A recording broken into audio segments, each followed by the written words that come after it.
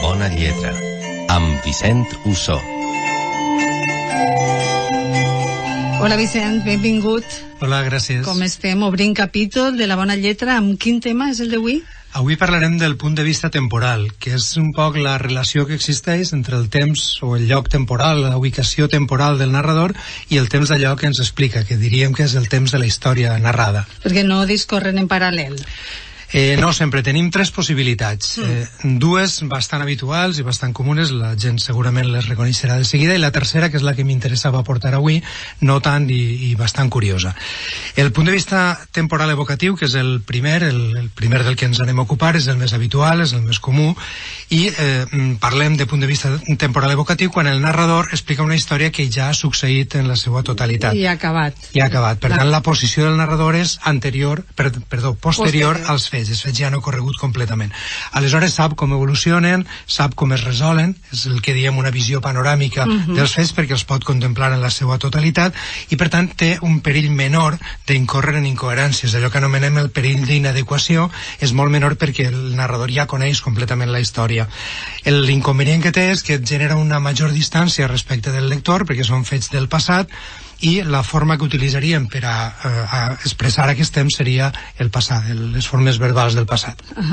Ja tenim la primera opció, que és que el narrador conta un fet passat. La segona, quina seria? La segona seria el punt de vista temporal simultani, és a dir, aquell en què el narrador explica fets que s'estan produint en aquell moment.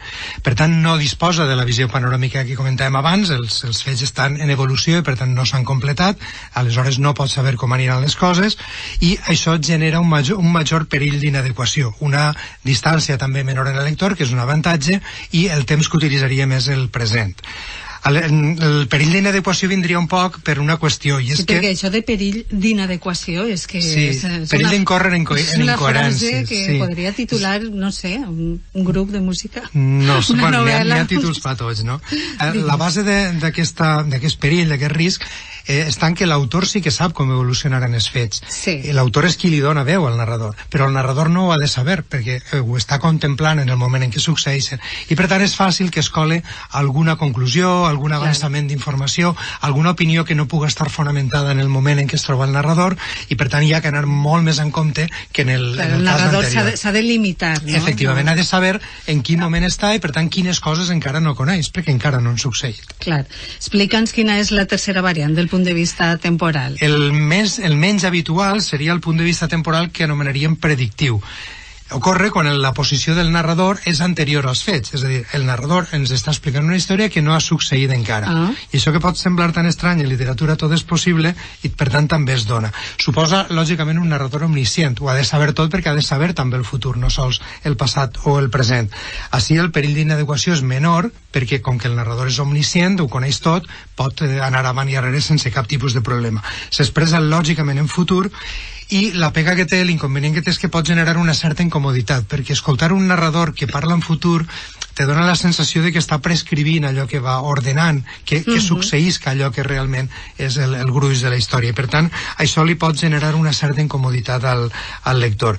És una fórmula complexa de gestionar i complexa també de que tinga efecte, perquè el lector s'ha de creure una història que encara no ha succeït, no? Per tant li estem demanant un sobreesforç, no? Jo aconsellaria que només l'utilitzem quan no tinguem altre remei, és a dir, quan considerem que només d'aquesta manera els fets explicats tindran més validesa, i en tot cas requereix molta tècnica per a portar-lo bé. De tota manera, el millor crec que serà que escoltem un fragmentet, perquè ahir veurem perfectament... Tenim un exemple, no? Sí, tenim un exemple on a més es veu l'ús d'aquesta tècnica necessària per a dur a terme el punt temporal del que estem parlant. L'escoltem de seguida. L'anciana somriurà, fins i tot riurà, amb el seu timbre agut i dirà que li agrada la teua bona voluntat, i que la jove mostrarà la seua recambra, mentre tu penses en un sou de 4.000 pesos. El treball que pot ser agradable perquè a tu t'agraden aquestes tasques meticuloses d'investigació, que exclouen l'esforç físic, el trasllat d'un lloc a altre, les trobades inevitables i molestes amb altres persones. Penses en tot això mentre segueixes els passos de la jove. T'adones que no la segueixes amb la vista, sinó amb l'oïda. Segueixes el murmuri de la faldilla, cruixit d'un tafetà, i estàs anhelant ja mirar novament aquests ulls, I a quina novel·la correspon este fragment, Vicent? Correspon a un relat breu de Carlos Fuentes que s'anomena Aura. Quin és l'argument d'esta novel·la, Vicent? La novel·la explica la història de Felipe Montero, que és un historiador que accepta una oferta del treball de la qual s'assabenta a través del diari i que consisteix en preparar l'edició de les memòries d'un general.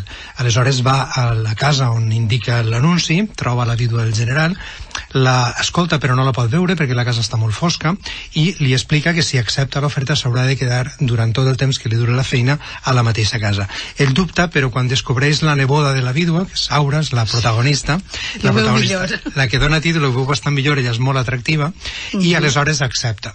La novel·la gira al voltant de dos eixos, podríem dir, les relacions entre la tia i la neboda per una banda i els intents del protagonista per seduir Aura i per rescatar-la d'aquella casa, d'aquell lloc. Però ocorrerà un fet insòlit, que no explicarem per a que els lectors tinguin l'al·licient de llegir-lo, que capgirarà completament el sentit de la història i li donarà un tomb a les idees que tenia el nostre historiador. I Carlos Fuentes empra algun altre recurs poc habitual en esta novel·la? Sí, n'utilitza dos, per això l'havia triat. La primera és la segona persona del singular i l'altra és del temps sobre el futur del que havíem parlat abans. De fet, havia parlat d'una qüestió tècnica. Ell comença els paràgrafs, com hem vist, en futur, però ràpidament, quan ja ha situat perfectament el lector i el lector ja sap que allò ocorrerà, no està ocorrent ni ha ocorregut, sinó que encara ocorrerà en el futur, aleshores canvia a present. Sí. Ja l'han marcat, ja sabem que allò passarà en el futur, però aleshores canvia a present per evitar la sensació que està tan incòmoda d'una veu que t'està dient el que passarà en futur de manera constant. És difícil, el que fa este home. I on està el narrador a tot això? Aquesta és la qüestió. És una veu, com hem vist, narrativa, imperativa i anònima, no sabem qui parla, i si no ens ho confessa el mateix narrador no ho sabrem. Per això no podem saber si és un narrador extern, si està fora de la història, o és un narrador intern que està dins, o és un personatge, i per tant l'anomenem narrador ambigu, perquè no podem precisar en cap moment si és extern o és intern. Per tant el deixem un poc a mig camí. El narrador ambigu necessita de la segona persona i per tant això fa que la seva presència siga molt visible, que siga més que un intermediari, quasi com hem vist abans, algú que t'està explicant la història al lector, no? I això col·loca el lector en una situació molt favorable, perquè és com si el narrador li estiguera explicant la història interpel·lant-lo directament a ell.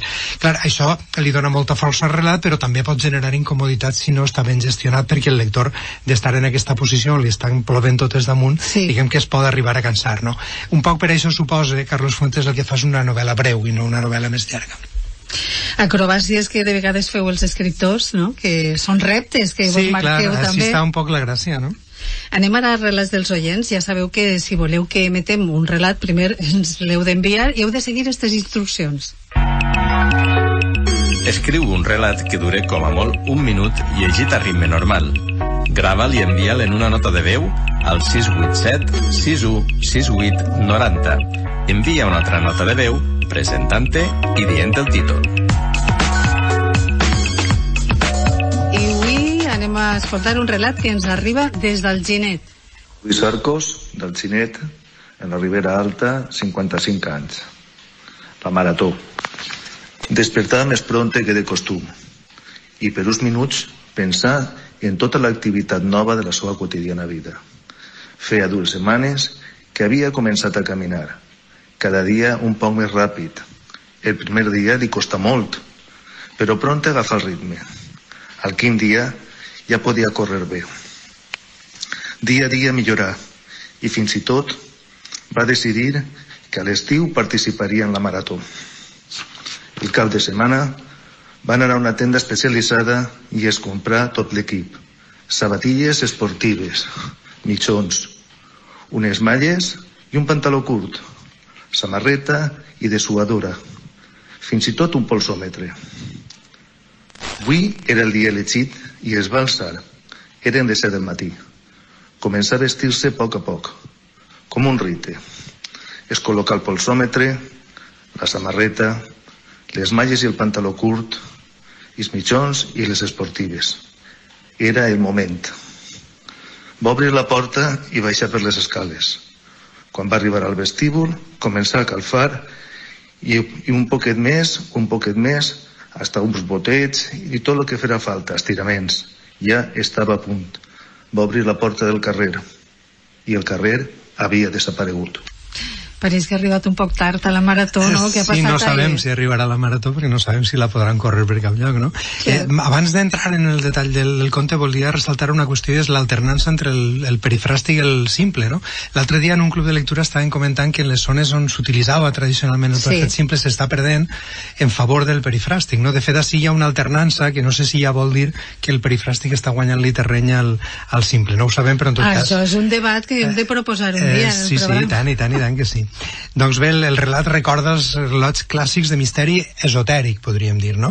Aquells que acaben o que es basen en fets inexplicables. Per exemple, gent que ix al carrer des de sa casa i en lloc d'estar en la seva ciutat habitual està en una altra ciutat, o gent que ix al carrer i quan torna veu que a la seva casa ja no viu la seva família, sinó que viu una altra família, etc.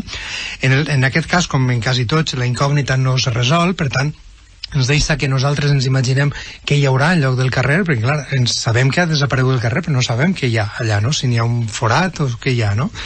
I en tot cas el final este tan abrupte el que fa és generar-nos la incomoditat a nosaltres, perquè ens obliga a plantejar-nos què passaria si això, un dia tu obres la porta, no?, i te trobes que efectivament el carrer ha desaparegut, no? Per tant ens trasllada esta inquietud. Jo espero que no passe. Però sí, esperem que no passe. Felicitem José Luis Arcos, que no sé si s'havia sentit bé el principi de la gravació. Moltíssimes gràcies i a tu fins la setmana que ve, Vicent. Fins la setmana que ve, gràcies. Adeu. Adeu.